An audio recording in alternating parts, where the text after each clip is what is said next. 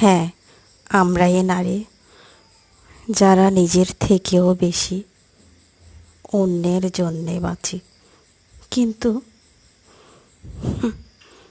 তবুও দিন শেষে শুনতে হয় মাইয়া মানুষ অকর্মণ্যের ঢেকি। আজীবন নারী জীবন বড়ই অদ্ভুত।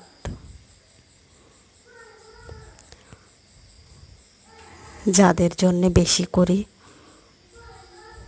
তারাই ভাবে বোঝা সমাজের কথা, সে তো বাদই দিলাম।